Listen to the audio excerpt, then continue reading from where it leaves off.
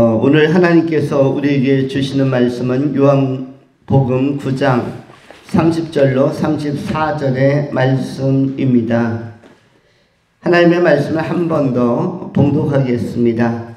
그 사람이 대답하여 이르되 이상하다. 이 사람이 내 눈을 뜨게 하였으되 당신들은 그가 어디서 왔는지 알지 못하는도다. 하나님이 죄인의 말을 듣지 아니하시고 경건하여 그의 뜻대로 행하는 자의 말은 들으신 줄 우리가 아나이다. 창세 이후로 맹인으로 난 자의 눈을 뜨게 하였다 함을 듣지 못하였으니 이 사람이 하나님께로부터 오지 아니하였으면 아무 일도 할 수 없으리라. 그들이 대답하여 이르되 내가 온전히 죄 가운데서 나서 우리를 가르치느냐 하고 이에 쫓아내어 보내니라. 아멘. 오늘은 하나님께로부터 오신 예수라는 제목으로 하나님의 말씀을 전하도록 하겠습니다. 본문을 두 가지로 나눠서 상고합니다. 첫 번째는 경건한 삶,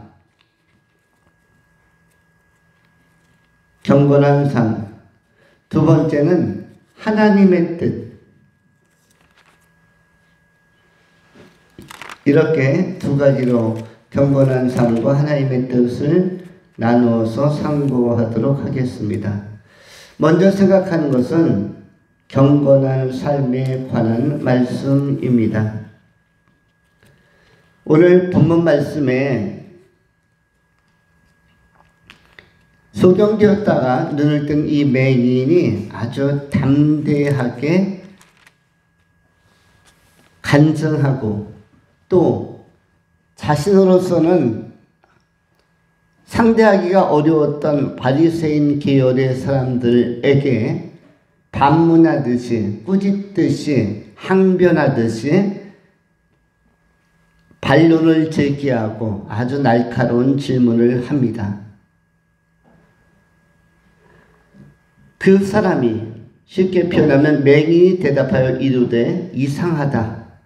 이 사람이 내 눈을 뜨게 하였으되 당신들은 그가 어디에서 왔는지 알지 못하는도다. 하나님이 죄인의 말을 듣지 아니하시고 경건하여 그의 뜻대로 행하는 자의 말은 들으시는 줄 우리가 아나이다. 소경답지 않게, 맹인답지 않게 담대하게 하나님을 강조하고 하나님의 뜻을 강조하며 이른바 간증과 선포를 겸하여서 바리새인들 앞에서, 유대인들 앞에서 힘있게 증언하고 있는 모습을 보게 되어집니다. 소경이 눈을 뜬 상태 속에서 자신의 변화를 사실대로 가감없이 증언하는 것 자체가 어떻게 보면 사도적 직무를 수행하는 것처럼 그 변화 하나가 변화 이후에 이 맹인을 사도적 고백을 가진 존재로 만들고 있습니다.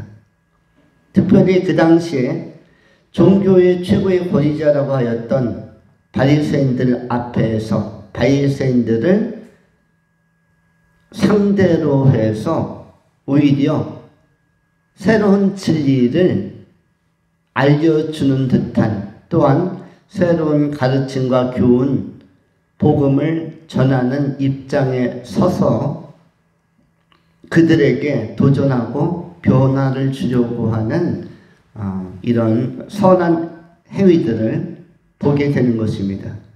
그러면서 이 맹인이 학문적으로는 일천할 것 같고 바리새인들에 비하면 매우 차이가 나는 학문적 소양, 맹인이 당시의 교육 시스템 속에서 제대로 된 학습을 받지 못했을 가능성이 높음에도 불구하고 하나님에 대한 동경과 하나님에 대한 기본적 고백을 가진 상태로서 오랜 세월 동안 맹인으로서 살아왔음을 알려주고 있는 것입니다.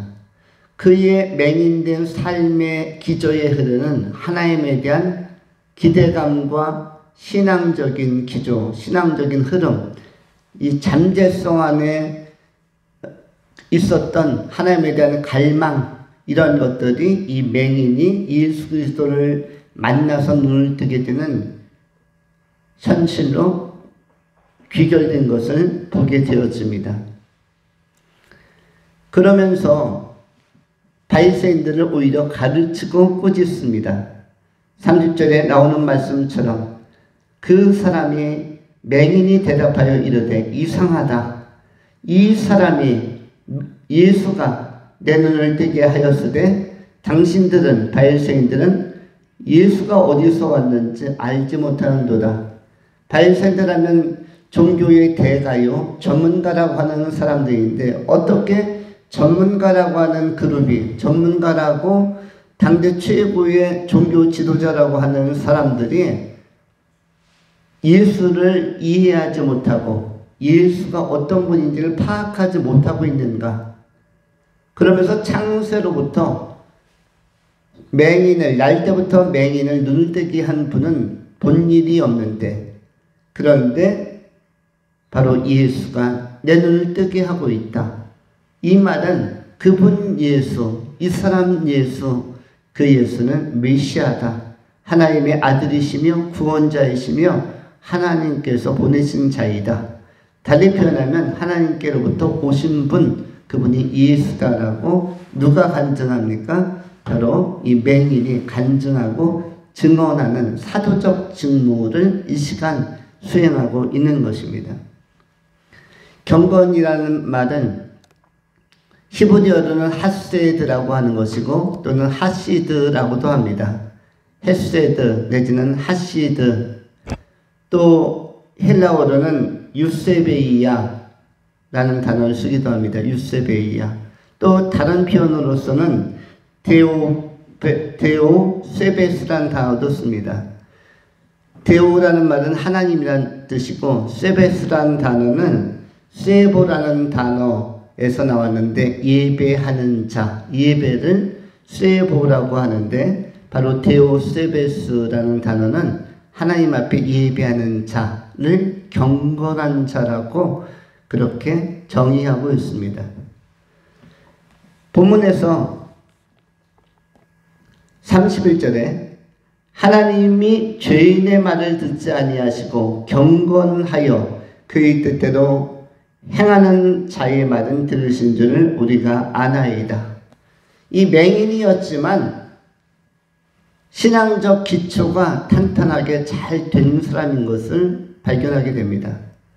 맹인하면 핸디캡을 강하게 가진 자이고 그리고 신체적인 조건이 열악한 사람이었고 신체 조건이 열악하다는 것은 어떤 사회적인 업무 수행 능력이나 활동 영역 또는 이 모든 것에 있어서 제한이 많은 사람이어서 무시받을 수도 있는 사람이었지만 그의 심령 안에는 하나님을 향한 바른 지식, 이른바 바른 신지식 내지는 바른 신앙적인 그 역량들이 자리하고 있었음을 보여주고 있습니다.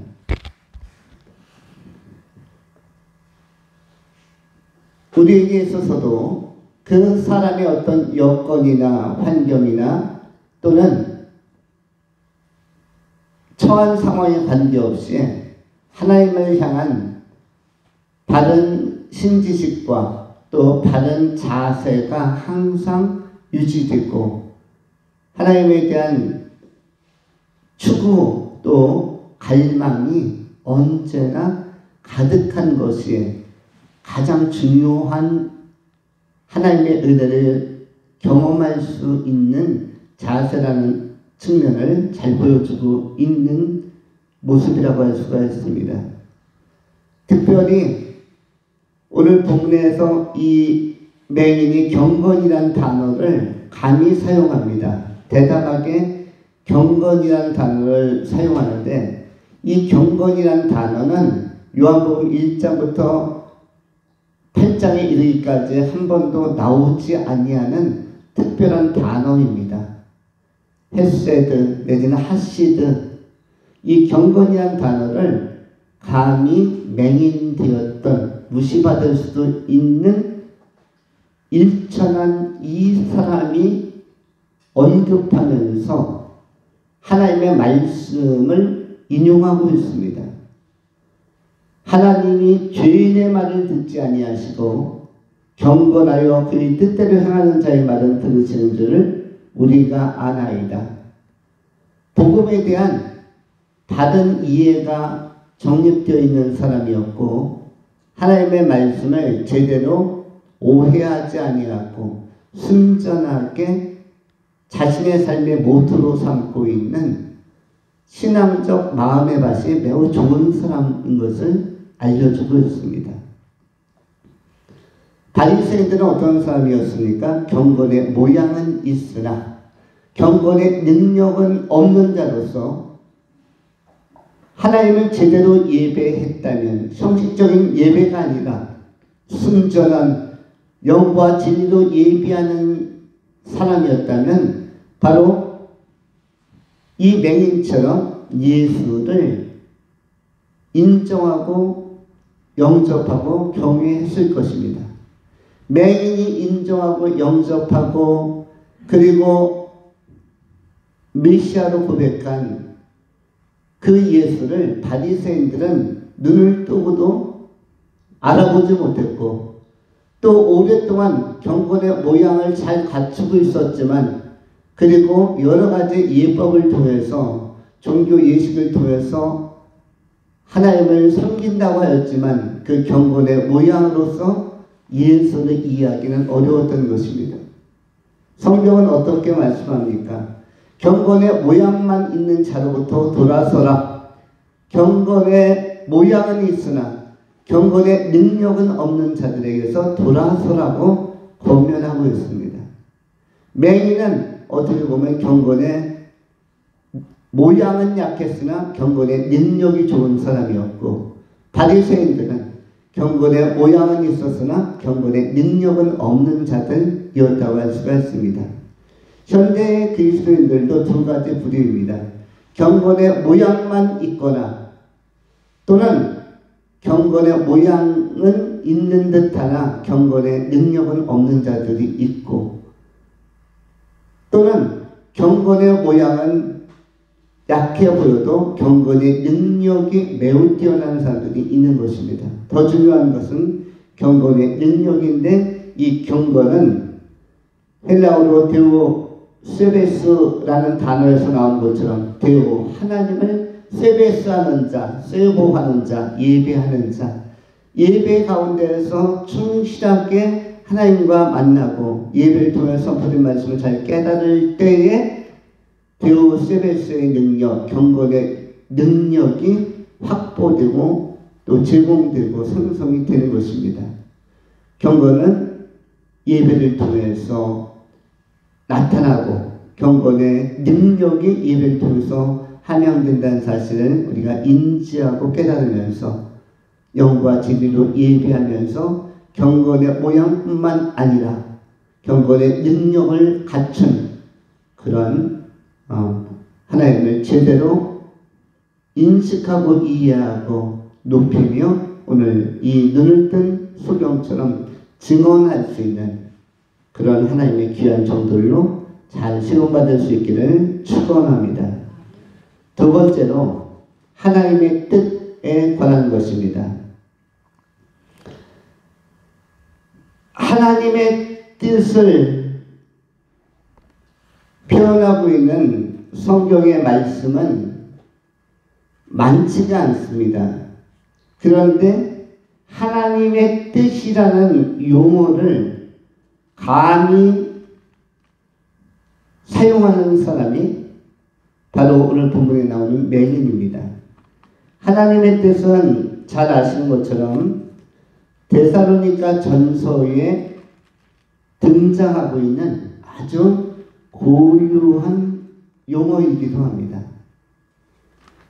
데살로니가 전서에 다른 곳에서는 나오지 않는 이 하나님의 뜻이라는 귀절이 나옵니다.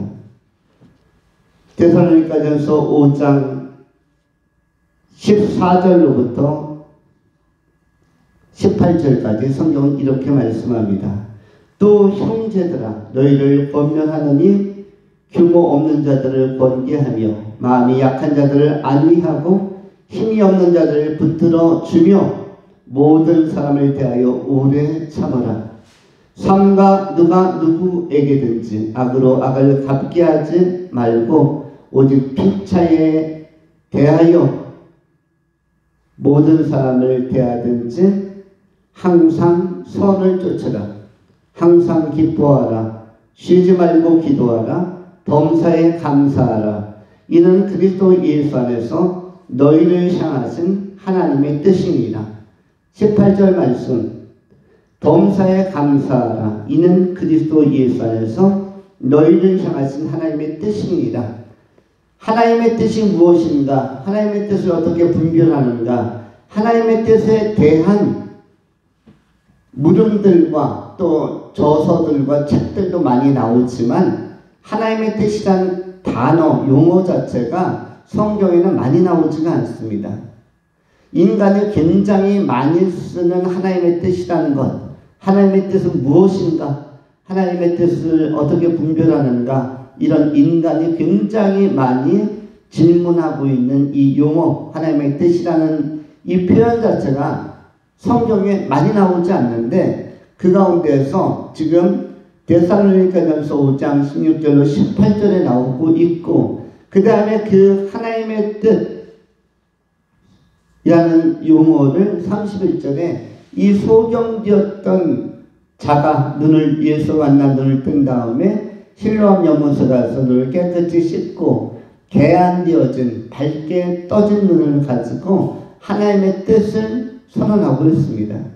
요한복음 9장 31절 하나님이 죄인의 말을 듣지 아니하시고 경건하여 그의 뜻대로 하나님의 뜻대로 행하는 자의 말은 들으시는 줄을 우리가 아나이다.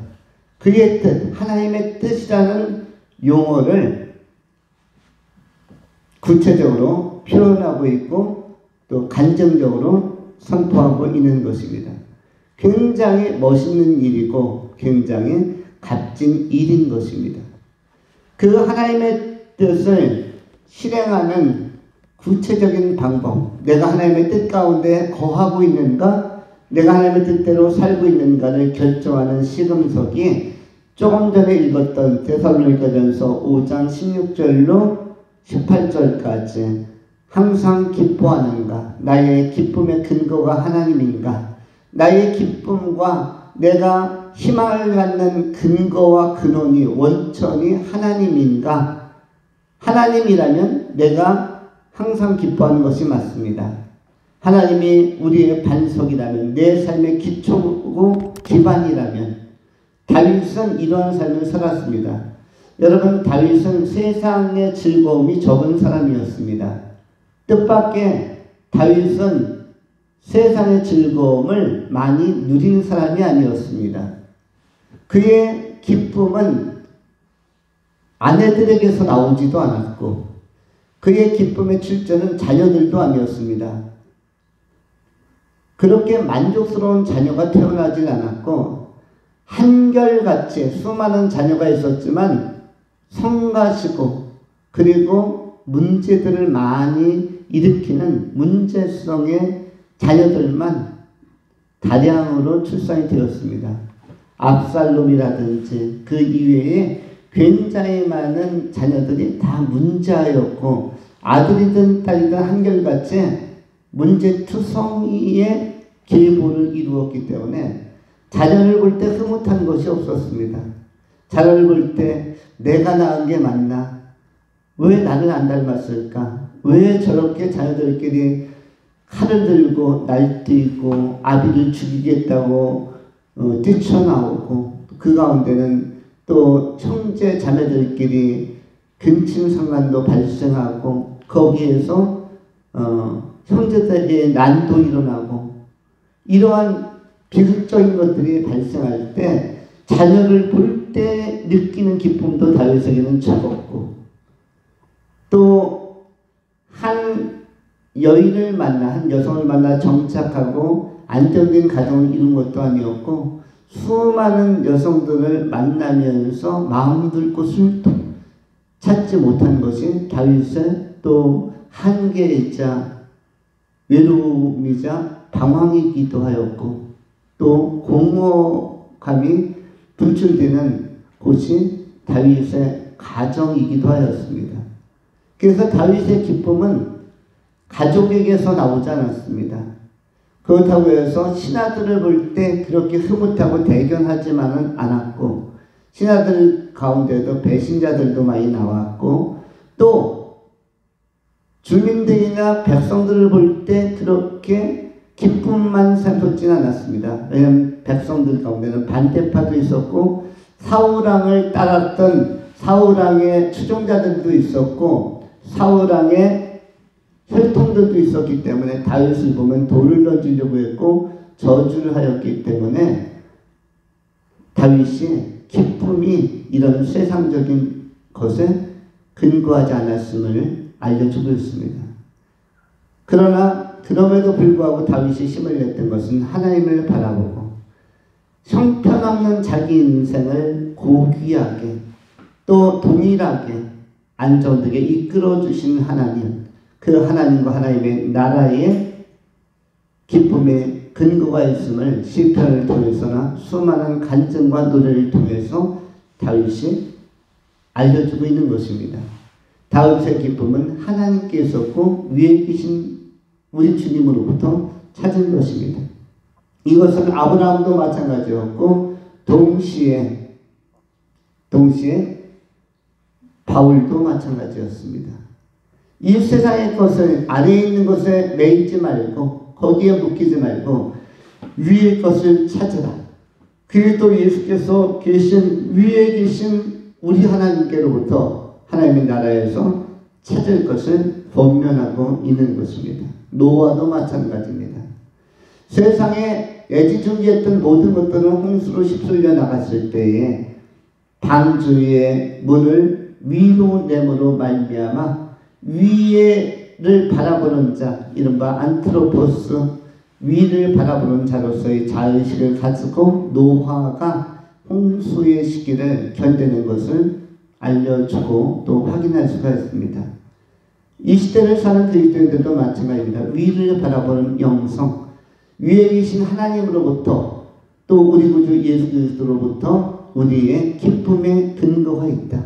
그 하나님과 친밀해지고 하나님께 인정받고 사랑받고 하나님께서 이끄시는 삶을 한 걸음 한 걸음 살아낼 수 있다면, 그 하나님과 동행할 수 있다면 그것이 우리에게 있어서도 가장 큰 기쁨, 항상 기뻐함의 소재가 되어야 하는 것입니다. 그럴 뿐만 아니라 하나님의 뜻은 쉬지 말고 기도하라로 나타나고 있습니다. 데살로니가전서 5장 17절에 나오는 쉬지 말고 기도하라. 여러분, 기도 생활을 하는지 안 하는지는 한 가지로 구별할 수 있다고 앤드류 머레이라는 목사님이 정의를 내렸습니다. 내가 기도 생활을 하고 있는가 안 하는가를 결정하는 시금석 잣대는 무엇이냐면 나에게 기도하는 시간이 정해져 있는가, 나에게 기도하는 시간이 몇 시, 내가 기도하는 시간은 몇 시, 이게 딱 떠오르는 사람은 기도하는 사람이고 그게 안 정해져 있는 사람은 기도하지 않는 사람이다. 이것은 우리가 각자가 적용해 보면 나타날 것입니다. 내가 집에서 기도하든 교회에서 기도하든 아니면 직장에서 기도하든 내가 기도하는 시간이 정해져 있으면 그것이 새벽 6시면 6시, 오전 10시면 10시, 오후 2시면 2시, 오후 7시면 7시, 밤 11시면 11시, 기도하는 시간이 정해져 있는 사람은 기도하는 사람이고 기도하는 시간이 정해져 있지 않은 사람은 기도 생활을 안 하는 사람이다. 그런데 이것은 우리의 영적 상식과 대비해 보면은 거의 일치한다고 할 수 있을 것입니다. 우리가 생각날 때만 기도하면은 기도 생활을 깊게 할 수가 없고 본문에 나온 것처럼 쉬지 말고 기도하라의 하나님의 뜻에 접근하기는 쉽지가 않습니다. 그래서 기도의 고수요, 기도의 전문가였던 다니엘도 하루에 3번 시를 정하여 때를 정하여 기도했고, 사도행전에 기록되어진 사도행전 3장부터 나오는 요한과 또 베드로와 이러한 사람들도 역시 시간을 정하여 성전 미문에 들어가서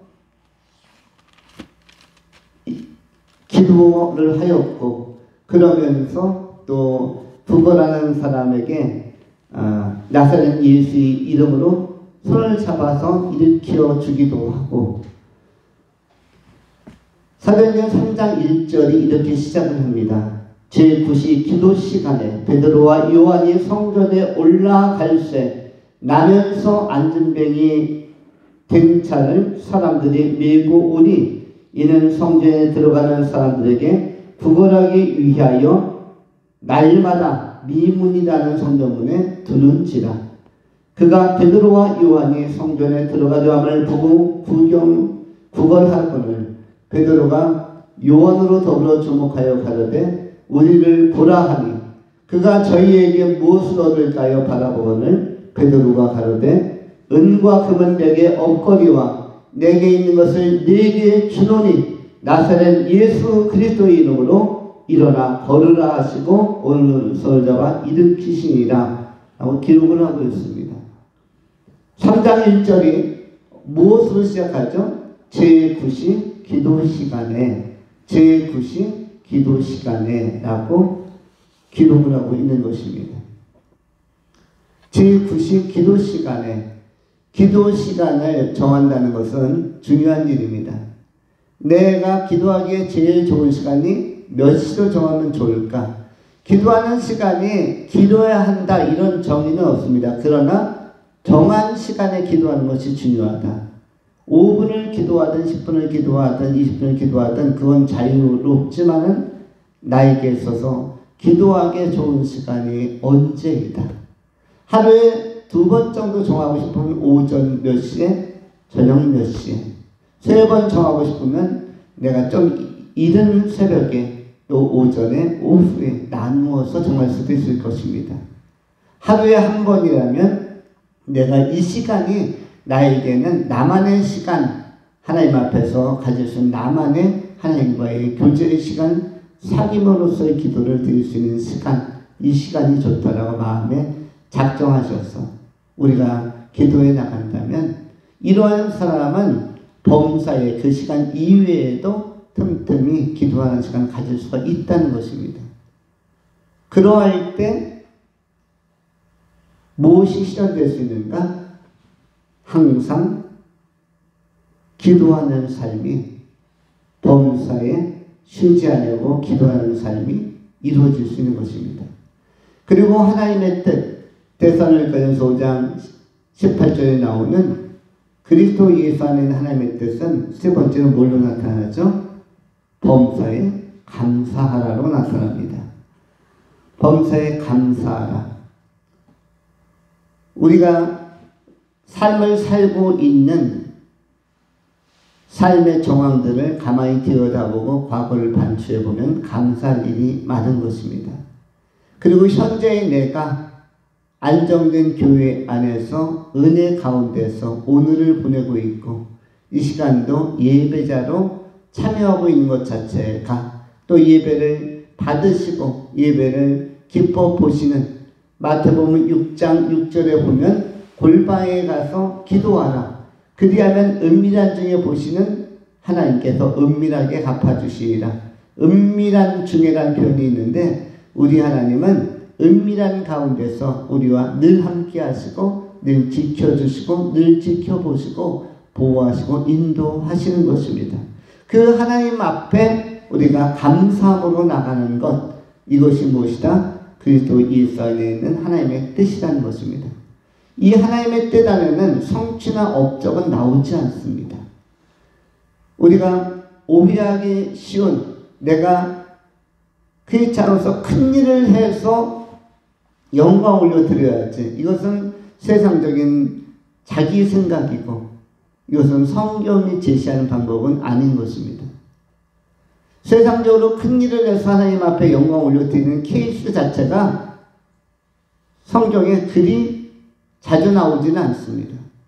하나님의 뜻대로 순종하다가 예배하다가 하나님의 뜻을 이루며 하나님께 인정받은 사람들은 많지만 세상적으로 큰일 했다고 해서 하나님께서 정말로 의인이거나 큰 사람이거나 또는 잘했다고 칭찬한 경우는 성경에 등장하지 않습니다. 우리 하나님께서는 왼손이라는 것을 오른손이 모르게 아주 조용하게 또 오른손이 하는 일은 왼손이 모르게 한 지체인데 모를 리가 있겠습니까? 그런데 겸손하게 감사하는 마음으로 감당하는 것을 은밀한 중에 보시고 은밀한 중에 보신다는 말은 은밀한 가운데 함께 하신다는 것을 의미하는 것이죠. 그 하나님 앞에 감사하면서 하루하루를 살고 지금까지 지내온 것도 주님의 은혜이며 앞으로 지상에서 살아갈 모든 날들도 은밀하게 보시는 하나님과 우리 주님과 동행하며 살 것이다. 이 고백 가운데 살아간다면 우리의 감사함은 증대되고 감사함의 내용도 더 풍성해질 것입니다. 감사함으로 충만하고 감사함 속에서 하나님의 뜻을 이루어가는 항상 기뻐하고 쉬지 아니하고 기도하고 범사에 감사하면서 주님을 기쁘시게 하여 드리는 하나님의 뜻 가운데 거하는 경건의 능력 있는 소망의 사람들이 다 될 수 있기를 축원합니다. 기도하겠습니다. 거룩하신 하나님 감사합니다. 오늘 하나님께로 오신 예수에 대하여 맹인의 증언을 기반으로 우리가 다시금 마음에 새기게 하시고 말씀의 교훈 안에서 힘을 얻게 하시니 감사합니다. 경건의 능력 있는 하나님의 백성들로 하나님의 뜻을 온전히 구현하며 실천하며 살아가는 진정한 예수의 제자들로 이 시대를 살게 하여 주시옵소서. 감사드려오며 인내하신 우리 구주 예수 그리스도 이름으로 축복하며 기도하옵나이다. 아멘.